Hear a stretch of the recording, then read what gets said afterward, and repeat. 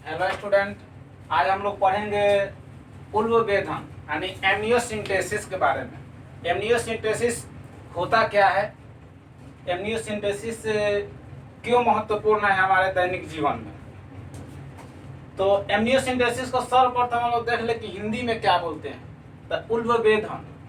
और बायोलॉजी के बहुत से ऐसे डिफिकल्ट वर्ड होते हैं जो इंग्लिश से हम लोग जाने जाते हैं, तो इसीलिए हम लोग केवल ज़्यादातर इंग्लिश पे ध्यान देंगे कि एमनियोसिंथेसिस आखिर है क्या।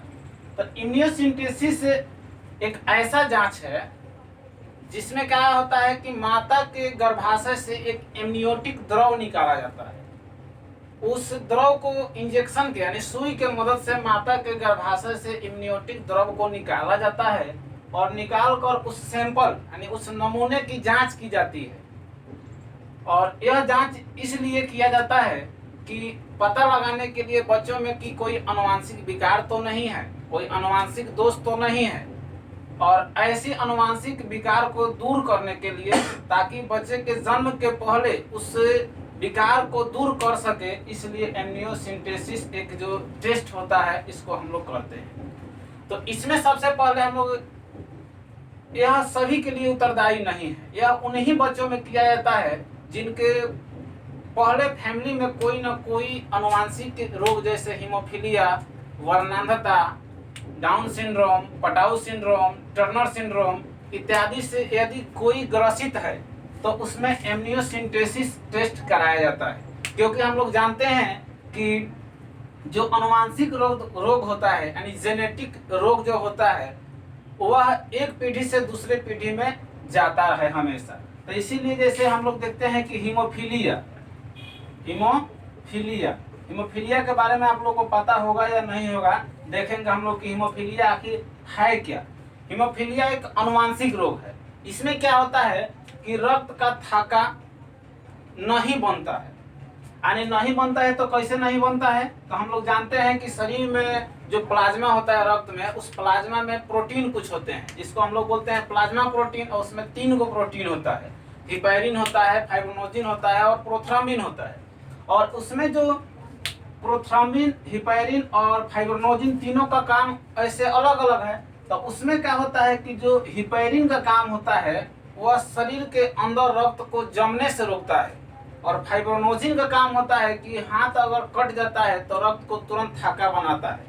तो हीमोफीलिया बीमारी में क्या होता है, यह जो फाइब्रोनोजिन रक्त होता है, वह फाइब्रोनोजिन जो प्रोटीन होता है वह खत्म हो जाता है। इस अवस्था में क्या होता है, यदि किसी भी व्यक्ति को अगर हाथ जरा भी कट जाए या इंजेक्शन लेते समय भी थोड़ा सा भी कहीं छेद हो जाए तो क्या होता है, टोटल ब्लड यानी 3 से 5 मिनट के अंदर वह शरीर से बाहर हो जाता है और हम लोग मर जाते हैं।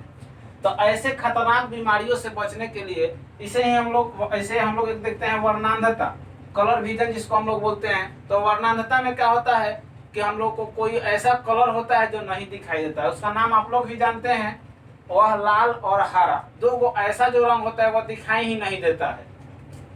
तो उस बीमारी से भी बचने के लिए और भी कई Turner syndrome, Patau syndrome, down syndrome से बचने के लिए हम लोग एमनियोसिंथेसिस जांच कराते हैं। और एमनियोसिंथेसिस जांच कराने के बाद हम लोग को पता चल जाता है कि यदि कोई बीमारी है तो जीन थेरेपी के माध्यम से, यानी उस बच्चे को माँ के गर्भ के अंदर ही जीन थेरेपी के माध्यम से क्या करते हैं, उसको ठीक कर देते हैं, और वह जो लड़का होता है या लड़की जो होता है वह स्वस्थ होता है।